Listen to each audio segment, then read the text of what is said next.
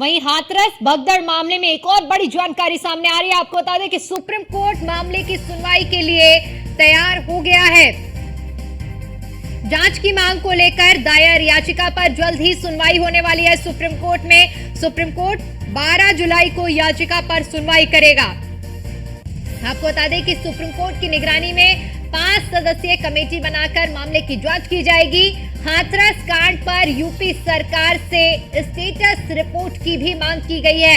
हादसे के जिम्मेदार और अधिकारियों के खिलाफ कानूनी कार्रवाई करने की मांग की जा रही है। तो ये बड़ी जानकारी हम आपके साथ साझा कर रहे हैं, जहां पर अब इस पूरे मामले में सुप्रीम कोर्ट भी हस्तक्षेप करता हुआ नजर आ रहा है और मामले की सुनवाई 12 जुलाई को सुप्रीम कोर्ट में होने वाली है। और ऐसे में आपको बताते चले कि अब जो भी दोषी होगा, कुल मिलाकर इस मामले में दोषी बख्शा नहीं जाएगा, क्योंकि अब मामला सुप्रीम कोर्ट तक पहुंच चुका है। 12 जुलाई को इस मामले की सुनवाई होनी है।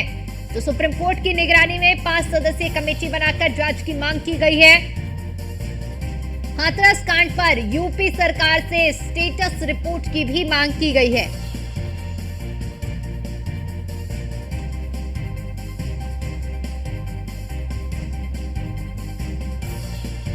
तो बड़ी खबर हम आपके साथ साझा कर रहे हैं, जहां पर लगातार एक्शन जारी है हाथरस हादसे में, और जहां एक और अधिकारियों पर गाज गिरी है, वहीं अब दूसरी ओर इस मामले को लेकर सुप्रीम कोर्ट भी जो याचिका दायर की गई थी, अब इस याचिका पर 12 जुलाई को सुनवाई करेगा, जिसमें सुप्रीम कोर्ट की निगरानी में 5 सदस्यीय कमेटी की जांच की मांग भी की गई है।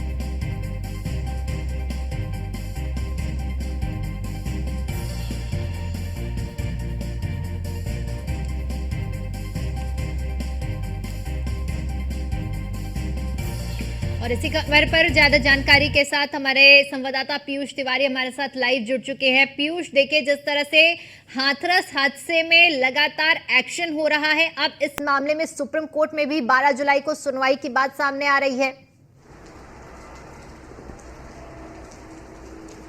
बिल्कुल, अगर हम बात करें तो जिस तरीके से हाथरस मामले में करीब 121 से ज़्यादा लोगों की जान गई, उसके बाद लगातार उत्तर प्रदेश सरकार कार्रवाई भी कर रही है और कहीं ना कहीं इस पूरे मामले में लगातार अलग अलग जगहों से तमाम प्रतिक्रियाएं आ रही है। इस बीच सुप्रीम कोर्ट का भी दरवाज़ा जो है वो खटखटाया गया है। जब जिस दिन ये मामला हादसा हुआ था, उसके बाद ही आपने देखा कि जो सुप्रीम कोर्ट के वरिष्ठ वकील हैं विशाल तिवारी, उनकी ओर से बाकायदा एक याचिका जो है वो दाखिल की गई थी। इस याचिका में ये मांग की गई थी कि इस पूरे घटना की जो जांच है वो सुप्रीम कोर्ट के रिटायर्ड जज की निगरानी में कराया जाए। इसके अलावा इस पूरी याचिका में ये भी मेंशन किया गया था कि जो स्टेटस रिपोर्ट है वो उत्तर प्रदेश सरकार से मांगा जाए। हालांकि जिस दिन ये घटना हुई थी उसके बाद ही इस याचिका को डाला गया था, लेकिन चूंकि बीच में भी इस मामले पर सुनवाई होने वाली थी, ये जो मामला है वो सूचीबद्ध किसी कारणवश नहीं हो पाया था। ऐसे में आज इस पूरे मामले पर सुनवाई हो रही थी, तो विशाल तिवारी जो कि सुप्रीम कोर्ट के वकील हैं, उन्होंने सीधे तौर पर कहा कि ये जो मामला है इसमें कहीं ना कहीं जांच होनी चाहिए। और विशाल तिवारी की ओर से जो याचिका डाली गई थी, यानी कि मेंशन की गई थी, उस याचिका में ना सिर्फ हाथरस घटना का जिक्र है, बल्कि उत्तर प्रदेश में 2005 के बाद जितनी घटनाएं इस तरीके से हुई हैं, खासतौर पे भगदड़ से जो संबंधित है या इस तरीके के जो हादसे हुए हैं, उसको भी इस याचिका में मेंशन किया गया है कि इस तरीके की अगर घटनाएं हो रही है तो इसके लिए जवाबदेह कौन है, जिम्मेदार कौन है, जवाबदेही तय क्यों नहीं होती है।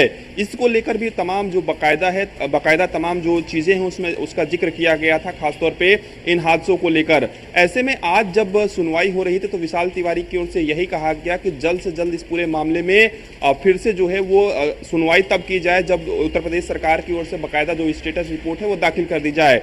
जब सीजीआई ने इस पूरे मामले को सुना तो सीजीआई ने सीधे तौर पे कहा कि ये पूरा मामला जो है वो बेहद ही गंभीर है और निश्चित रूप से इस पूरे मामले में सुनवाई करेंगे।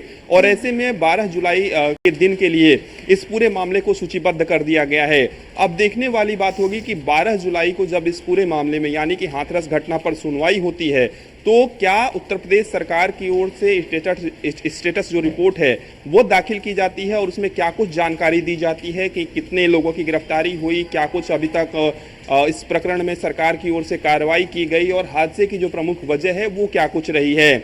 इसके अलावा अगर हम बात करें तो विशाल तिवारी जो कि सुप्रीम कोर्ट के वकील हैं, निश्चित रूप से उन्होंने ये याचिका डाली है तो उनकी भी दलील सुनी जाएगी। विशाल तिवारी सीधे तौर पे ये मांग कर रहे हैं कि भविष्य में इस तरीके की घटनाएं ना हो, इसको लेकर सुप्रीम कोर्ट जो है वो कोई महत्वपूर्ण जो फैसला है या आदेश है वो दे, ताकि सरकार जो है वो इस ऐसे सत्संग हो या ऐसे जो आयोजन है वो होते हैं तो इससे पहले सरकार जो है वो तैयारी इस तरीके से करे।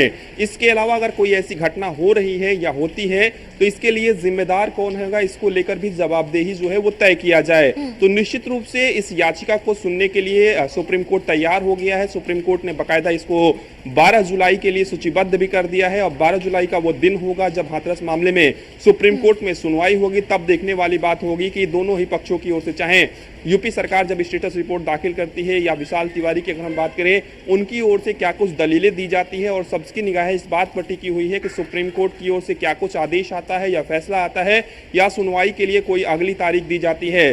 चूंकि अगर हम बात करें तो आपने देखा कि इस पूरे मामले में अलग अलग खुलासे भी हो रहे हैं, ऐसा दावा किया जा रहा है। खासतौर पे जो हाथरस मामले में जो नारायण साकार हरि हैं, उनके जो वकील हैं एपी सिंह, उन्होंने अलग ही कल एंगल दे दिया, जिसमें उन्होंने कहा कि स्प्रे के जरिए कहीं ना कहीं कुछ लोगों ने स्प्रे छिड़का था, वो जहरीली गैस थी, इस वजह से यह हादसा हुआ।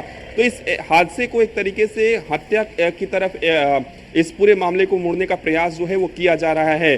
तो निश्चित रूप से इस पूरे मामले में अगर हम बात करें, चूंकि जो याचिका डाली गई है वो अलग याचिका है, उसमें सीधे तौर पे सरकार से ये पूछा गया है कि इस पूरे मामले में क्या कुछ अब तक सरकार ने किया है और इस ऐसे हादसे को रोकने के लिए सरकार क्या कुछ करेगी। इस तरीके की जो याचिका है वो कहीं ना कहीं डाली गई है।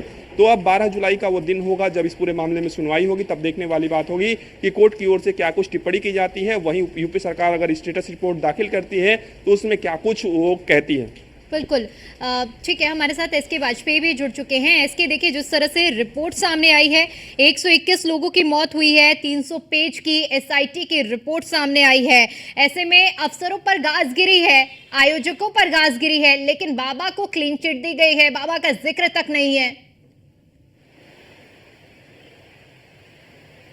बिल्कुल, अगर हम देखें तो इस पूरी रिपोर्ट हम लगातार अपने दर्शकों को दिखा रहे हैं और ये वो रिपोर्ट के मुख्य बिंदु हैं जो कि जो रिपोर्ट एसआईटी की तरफ से उत्तर प्रदेश के गृह विभाग को सौंपी गई थी। हालांकि इसके मुख्य बिंदु हमारे पास हैं जो लगातार हम अपने दर्शकों को दिखा रहे हैं। इसमें सबसे बड़ी बात है, बाबा को इसमें पूरी तरीके से क्लीन चिट नहीं है, क्योंकि एक चीज जरूर है, जहां एक तरफ एसआईटी ये भी कह रही है कि वो किसी साजिश से इनकार नहीं कर सकते, क्योंकि साजिश को लेकर बाबा के वकील एपी सिंह की तरफ से भी बयान दिया गया था जिसमें उन्होंने साजिश की आशंका जताई थी। हालांकि इस पूरे मामले को लेकर आयोजक मंडल जितना भी था उन सभी को एसआईटी ने अपनी रिपोर्ट में दोषी माना है। तो सीधे तौर पर अगर आयोजक में हम बाबा को नहीं हटा सकते हैं, बाबा विश्वहरि भी आयोजक करता थे क्योंकि उन्हीं के बिहाफ पर ही ये पूरा आयोजन किया गया था। अगर हम इस एसआईटी के मुख्य बिंदु की पहली पैरा को देखेंगे तो उसमें स्पष्ट तौर पर लिखा है कि जो भी आयोजक मंडल है वो पूरा इस मामले के लिए दोषी है। हालांकि इसमें प्रशासन के अफसर भी दोषी हैं, जिसमें एसडीएम,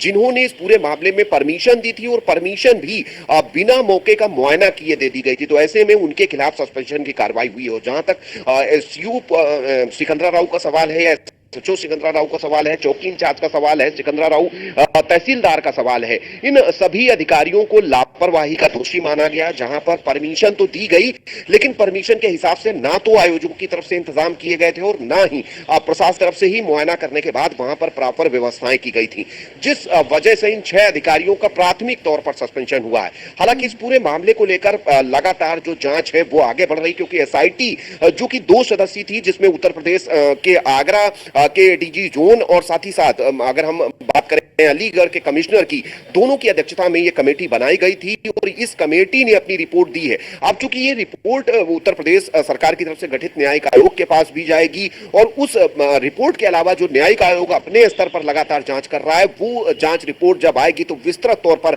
एक्शन होगा। हालांकि अभी अगर हम देखें तो करीब दर्जन भर आयोजकों की गिरफ्तारी भी उत्तर प्रदेश पुलिस की तरफ से की जा चुकी है और लगातार एसटीएफ इस पूरे मामले को लेकर अपनी खोजबीन को आगे बढ़ा रही है। जो भी लोग इसमें शामिल हैं उनको कहीं न कहीं तलाशा जा रहा है। हालांकि इस पूरे मामले में 2 मुख्य सीसीटीवी भी पुलिस के हाथ लगे हैं। जहां पर यह आयोजन था वहां से 100 मीटर की दूरी पर उत्तर प्रदेश में एनएचएआई एक कैमरा लगा हुआ है जिसमें वो मंजर भी कैद हुआ है जिस दौरान भगदड़ मची और इतनी बड़ी घटना हुई। उसके अलावा वहां पर एक निजी कंपनी का सर्विस सेंटर भी है जो कि वहां से करीब 50-60 मीटर की दूरी पर है। वहां पर भी सीसीटीवी है। दोनों के डीवीआर को पुलिस ने कब्जे में ले लिया है। हालांकि चीजें देखी जा रही हैं। साजिश को लेकर भी एसआईटी ने कहा है कि वो इनकार नहीं करते हैं और इसकी विस्तृत जांच होनी चाहिए, क्योंकि पूरे मामले में अब न्यायिक आयोग गठित है, वो आगे की जांच आगे बढ़ाएगा। ये फौरी तौर पर कार्रवाई उत्तर प्रदेश सरकार की तरफ से की गई है, क्योंकि मुख्यमंत्री योगी आदित्यनाथ इस पूरे मामले को लेकर काफी सख्त नजर आ रहे हैं और इस पूरे मामले पर मुख्यमंत्री की तरफ से सख्त प्रतिक्रिया दी गई थी, जिसमें एसआईटी को स्पष्ट किया गया था कि वो तत्काल इस मामले की जांच रिपोर्ट शासन को सौंपे और जिसके बाद जो भी दोषी अफसर हैं जो प्राथमिक तौर पर दोषी पाए जाएंगे उनके एक बड़ी जानकारी सामने आ रही है। एक बार फिर से आपका